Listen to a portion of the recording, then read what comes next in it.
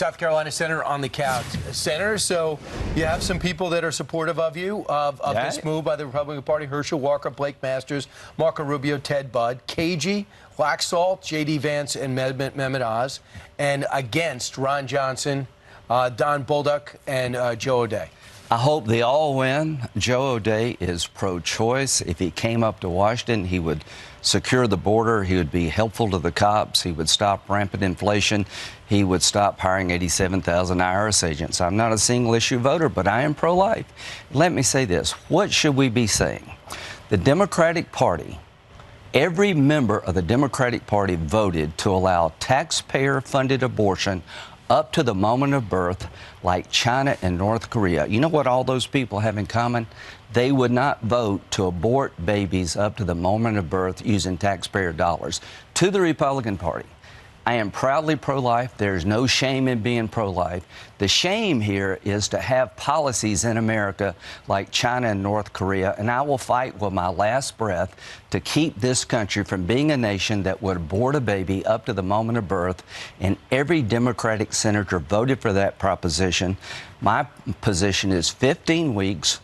France is at 14 weeks, exceptions for rape, incest, life of the mother, and states can do more if they want to, up to 15 weeks. I want to be a nation that's civilized. I don't want to be China. I don't want to be North Korea when it comes to the unborn. You know, Senator, there are so many Republicans who are pro-life, but there are also a lot of Republicans who believe in federalism and states' rights and on things like deciding their own laws on abortion. Sure. And this federal abortion ban would go against that. This is not a states' rights issue. This is a human right issue. At 15 weeks, a baby sucks its thumb. At 20 weeks, you're encouraged to sing to a child because Which is what I am right now. I'm 20 weeks. She's 20 weeks, folks. I don't care what California does on most things. I care here. I am not going to sit on the sidelines in Washington, D.C. and tell the pro-life community Washington is closed for business. I want 47 of 50 European nations ban abortion at below 15 weeks. So no matter what California or Maryland will do, these are human beings in development. I am going to advocate a national minimum standard. What about Oklahoma? They can do it. Under my bill, you can go below 15 weeks, but I'm drawing a line like Europe, and I'm rejecting China.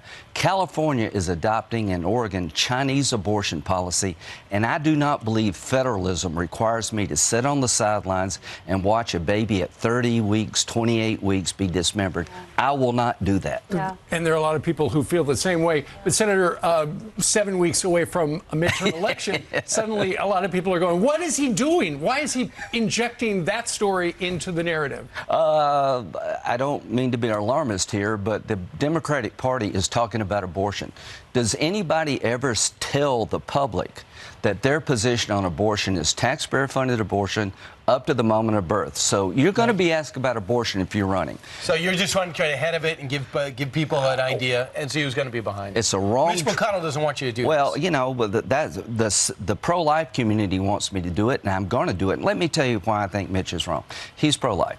So let's talk about a broken border. Let's talk about rampant crime. Let's talk about out-of-control inflation. Let's talk about failing foreign policy and withdrawal from Afghanistan.